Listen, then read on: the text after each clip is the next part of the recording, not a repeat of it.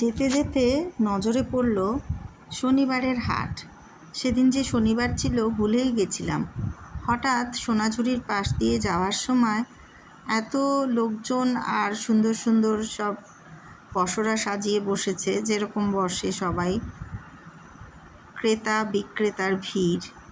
এসব দেখে হঠাৎ মনে পড়লো, তাই তো আজকে তো শনিবার, এখানে তো হাট হবে।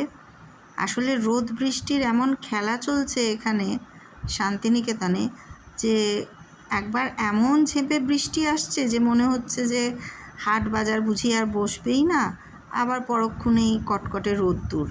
সেই জন্যে আমরা সোনাঝুরি যাব এবারে খুব একটা প্ল্যান করিনি, কারণ সোনাঝুরিতে অনেকবারই ঘোরা, সেই জন্যে নতুন করে আর সোনাঝুরি যেতে খুব একটা দরকার নেই। আর পুজো বা দোল এগুলোতেই আমরা একটু বেশি সোনাঝুরি ঘুরি টুরি, জিনিসপত্র কেনাকাটির থাকে, তাছাড়া চট করে সোনাঝুরি যাই না।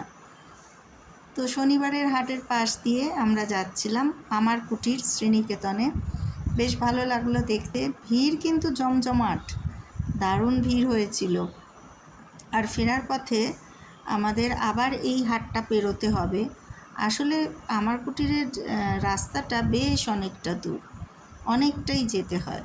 আমরা টোটো করে যাই বটে, তবে গাড়ি করে গেলে ভালো, কারণ রাস্তার অবস্থা খুব একটা ভালো নয়। তাহলে চলো আর একটু এগোনো যাক এই পথ ধরে।